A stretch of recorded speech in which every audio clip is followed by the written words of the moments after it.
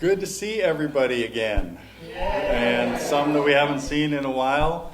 This is a great, there were 5 or 6 that had to cancel late last year, and I think all of them, one didn't make it back, had to cancel at the last minute again. And then we got a lot of second year people who last year was first. Really great to see those faces again. And welcome to 2022. This is our 9th camp, I think. Yeah, hard to believe, huh? Really glad we're back here in Los Gatos. This is such a cool place for this. So, I guess I have kind of run through some announcements and things and answer any questions that people might have, and maybe play a few tunes, kind of depending on. And we'll have each of the teachers do it, and then we'll also go start the open mic tonight. So there's a sheet out there. When we take a break after the teachers have told you their life stories, you can sign up. Anybody who wants to play tonight, we'll get that rolling hopefully by about 8:30 or so. It depends on how long some of us ramble on. Any quick questions first that anybody's confused about? Bart? I'm not confused. I just want you to know I miss all the lampshades. Stage lighting. They improve the lighting a little bit, I think. Yeah. It's not the ceiling fans that interfere with all the recording and all that. Yeah. It's fantastic. Yeah. Nice. Yeah. So things that they've upgraded a lot of stuff here, as you can tell. And this is the first year we've used the Pueblo over there. I hope everybody's kind of like okay with that. It was sort of in lieu or in case of heat, which we got last week instead of this week. But so that's kind of a good thing. But I also just like the idea of everybody being closer together, and and the late night jam, keeping everybody up till the same time so that everybody's late for breakfast the same time. That kind of strategy. So we're jamming down there, is what you're saying. That's it. Yes. Yeah. There's the piano in that room and a fireplace. I don't think we need the fireplace, but kind of cool to have the piano. I don't know if it's in tune with where the guitars are going to be, but so. I guess I always kind of like start off by playing a few tunes. I don't know if there's anything anybody wants to hear, or if I should just see what pops up. Any requests? No. White Rabbit. What key is that in? F sharp, huh?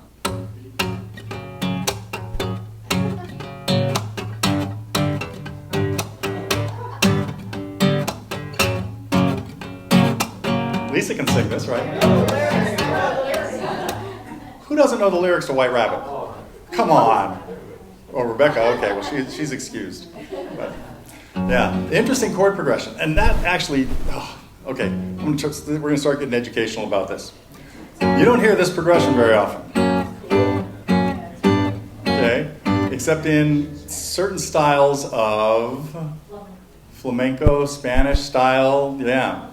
Sometimes it's referred.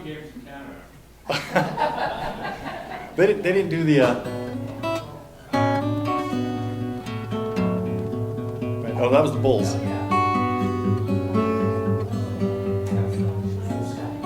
Yeah, they used the intro to that was something else there, huh? Okay, enough Jefferson Airplane talk, I think. Is that a certain mode? It's mistakenly referred to as a Phrygian sound, but it's because it's 2 chords that are a half step apart. Yeah. And so that's what we're hearing is F sharp. In the Spanish stuff, it's more typically E and F sharp. You'd hear.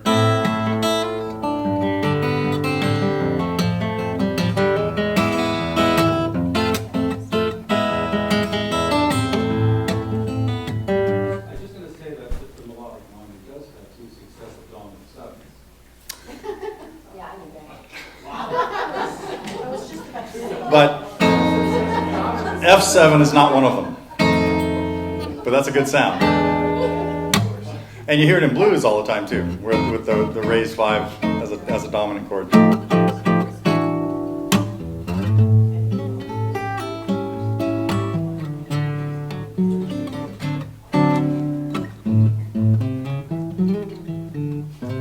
Okay. Is Phrygian based on like the 7? Like 7th and 8th? Because that's a half? No, Phrygian is based on 3 to 4. 3 to 4, okay. So the Phrygian scale starts on the 3rd step. I'm giving away tomorrow's lecture. Hang on a second. We're going to talk about modes. And you're going to learn to sing modes with Jim. Okay, we're only going to talk about 2 important ones. Second most important ones. And we're going to be doing a lot of ear training, and I would expect by tomorrow that somebody would recognize this chord progression, maybe even this one.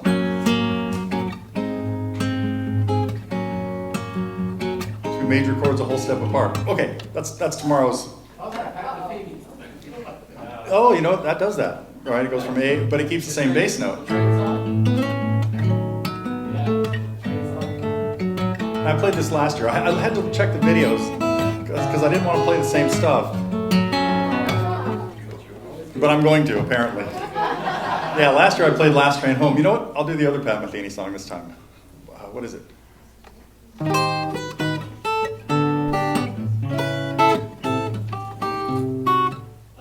Got it.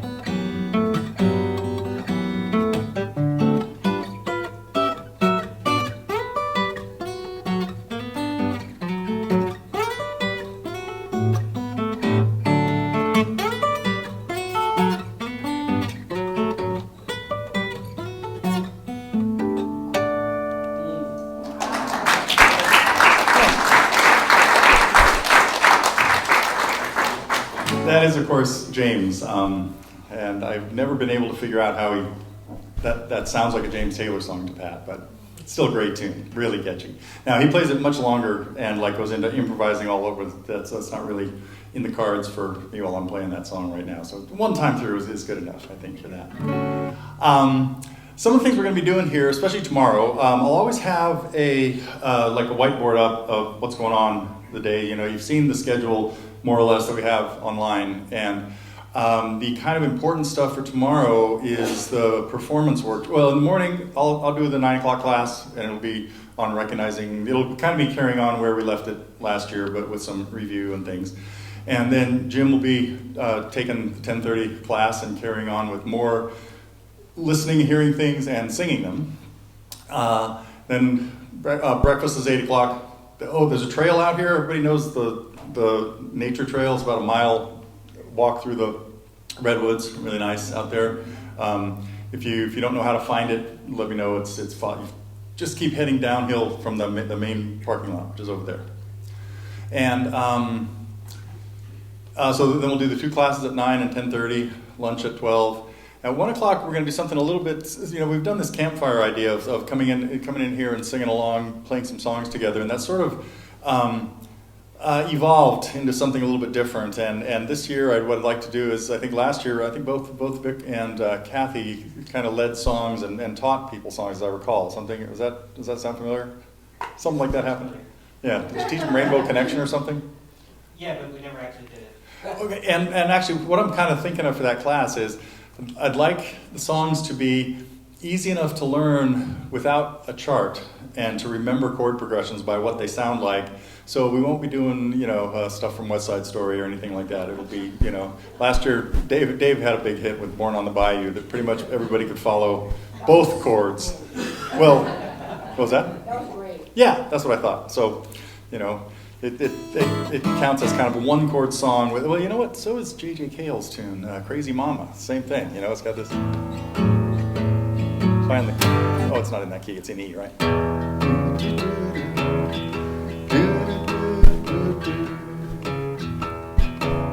finally you hear the little, same thing as Born on the Bayou.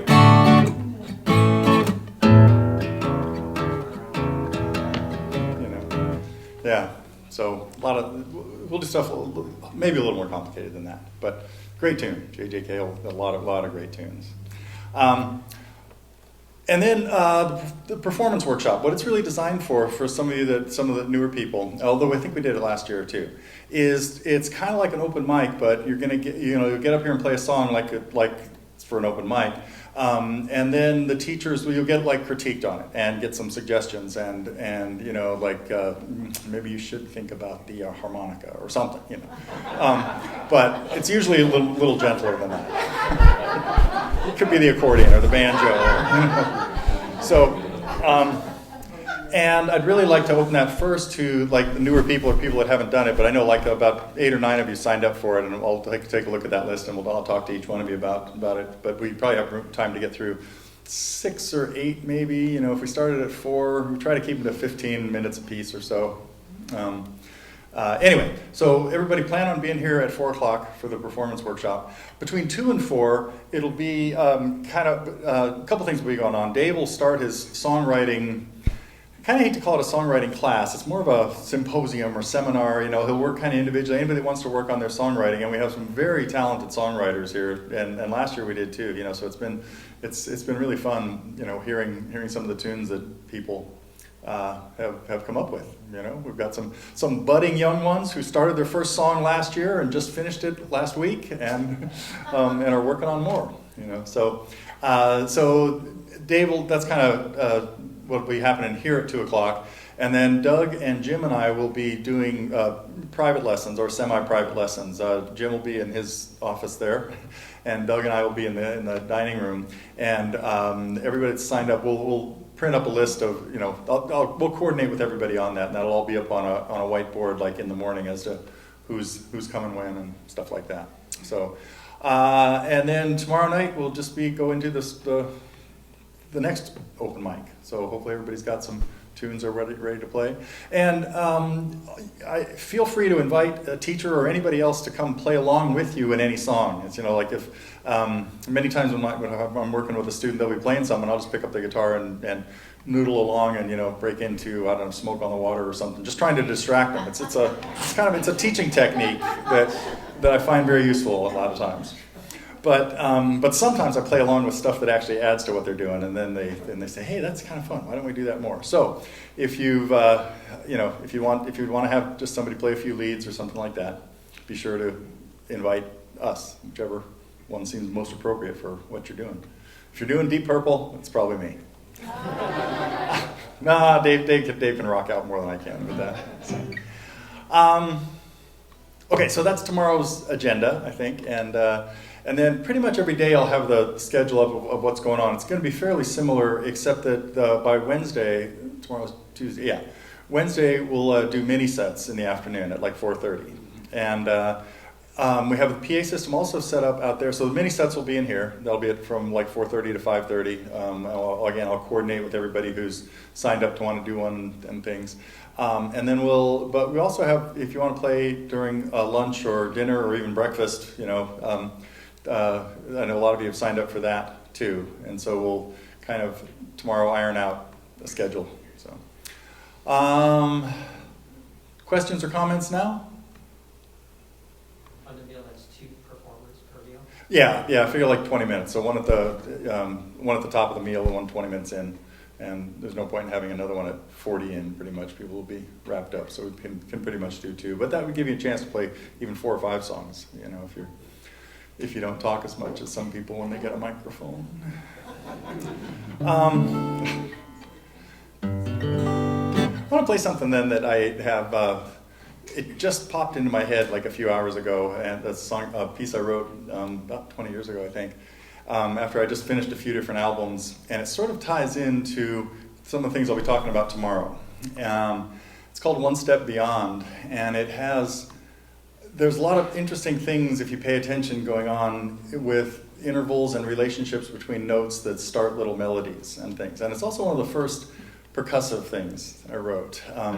So So listen for some interesting, not interesting, just listen, see if you can recognize some intervals that happen in this. Thirds, fourths, fifths, sevenths, things like that. We'll have a test on it tomorrow. Now we'll see if I can remember it.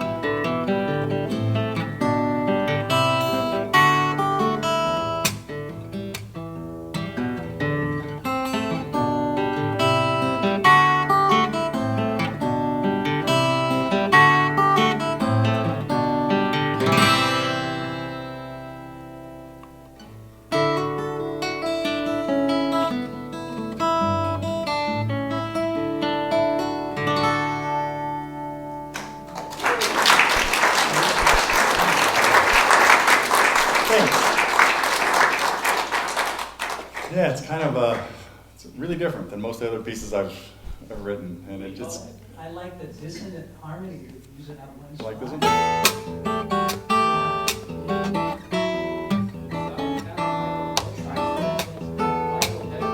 So, without giving away all of tomorrow's stories, those are sevenths.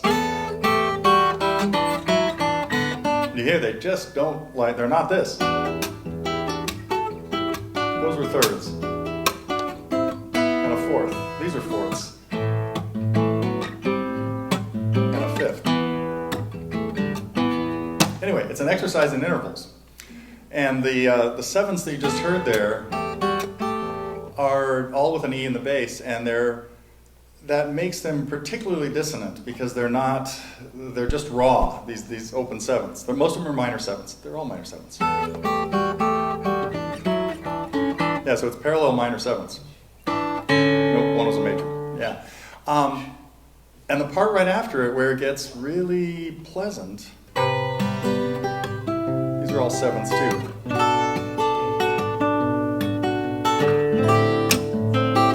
But they're tempered with other notes of the chord. So when you hear these two notes together, but you hear them with this, whole different story. You hear these two, again, pretty dissonant, but you hear them with these. So, okay, never mind. I'm taking tomorrow off. You just got my whole story was going to be related to that song. I think that's all. If there's anything else you want to hear, I'll play one more tune probably, but then I want each of the other teachers to get up and talk a little bit about what they're going to be doing. And then after the teachers are done, if you want to play tonight, the sign-up sheet is out there. We'll take like about a 10-minute break, and then we'll start. Tonight, let's pretty much keep it to just one person at a time, so just for quick stage set changes and things like that. So, questions, comments, requests? Uh-oh. Do you remember a song you played the first year? There's a grave out in Utah, I think, that inspired this song, little girl. Oh, man. Rosa That's too far of a range. Rosa May is what that is. Yeah, that grave is in Bodie in eastern California. Yeah, up near Lake Tahoe. It's very long, but I'll talk a little bit. Yeah, it has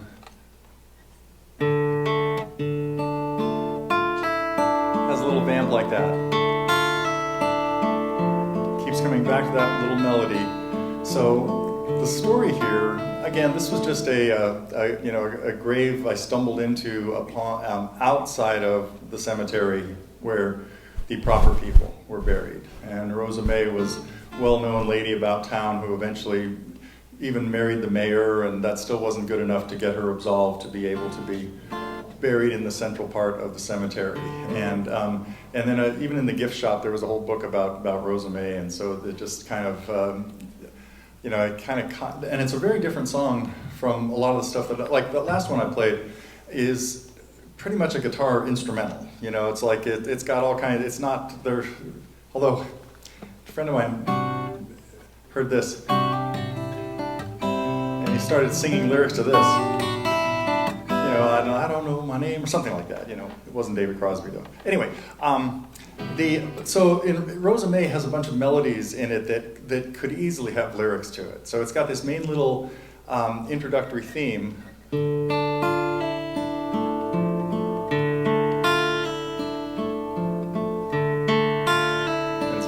Repetitive, and then the main melody starts.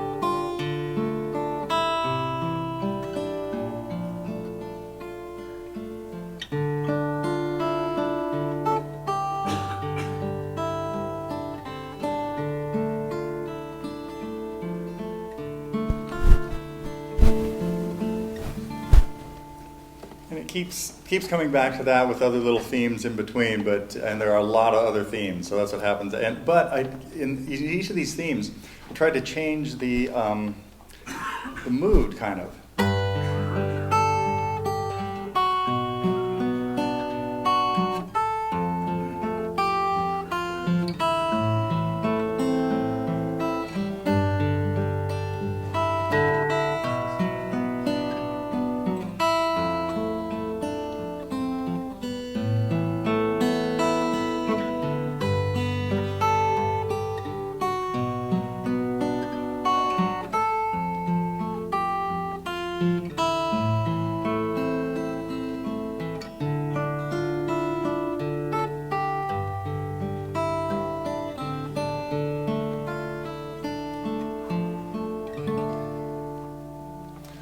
So there's a short version of Rosa May for you. Thanks.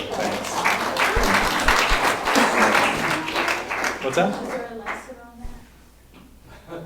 Sandy, is there a lesson on that? I learned She learned it, so there must be, yes. I remember she worked on it a while ago. And it's right up your alley, too. I love it, it's beautiful. Yeah. Oh, thanks. Yeah, it does have a lot of stuff in it that is in other pieces that you like to play. And the very first song you played tonight is also original. The very first song you played tonight. The one I played a few minutes, yeah. When you guys were walking in, I was just improvising. I was just making up stuff then. But the one I played called One Step Beyond is an original, yeah. Yeah, and that is, I made 3 albums of original stuff in about a span of about 4 years, back around 2001, 2, 3, 4, something like that. And I was just writing. It's like all I was doing was writing songs. And I'd finish an album, and we'd finally get it pressed, and it'd come out. And it's like, oh man, I got 6 more songs that I got to start working on the next album. And but I kind of slowed down a little bit after that. But now it's been like 20 years, and so I have about another 3 albums worth of songs that that I should really, and more than half of them are recorded in the studio. That they're finished. It's like I don't even have to learn to play them again. I do have another interesting one I'll play for you tomorrow. That is.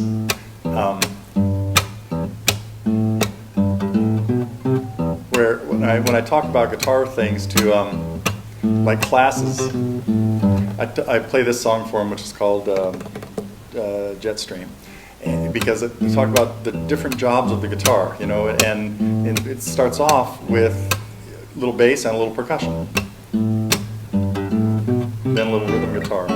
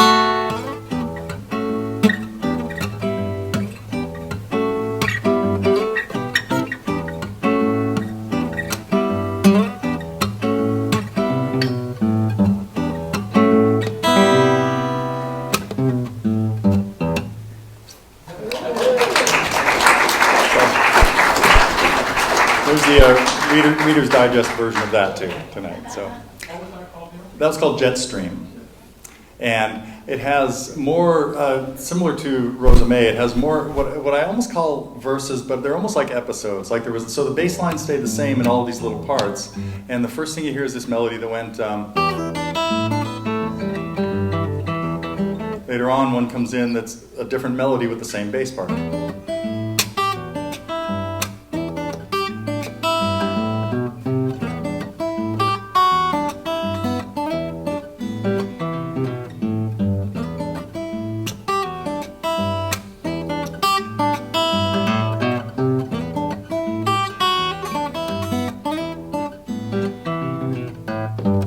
So that's a fun one of mine too. At least fun for me. I hope you got. Thanks for sitting through it. So, okay, I think we're ready to have some different flavors of entertainment up here. Unless anybody else has other questions or things that you want me to sort out. Okay, Who's up? Dave? Doug? Dave? Okay. Where's Doug? Can I unplug this, Doug? Oh, he's up coughing. Is he okay? Let me see if I can find the. Okay. He was okay. Oh, yeah. Is it safe to unplug this, Doug? Not yet. Not yet. Okay. You okay? Yeah, he did it. Dave did it. Okay. You're safe. No, he didn't do it. Yeah. No, I didn't do it. No, you didn't do it. I didn't get Oh. it yet. I was walking that general direction. No, I thought it looked like you muted that channel. You didn't. Okay. All right. This is your tuner, by the way. Oh, yeah. Yeah, in case you're looking for it. So, like, 2 of your songs? Yeah.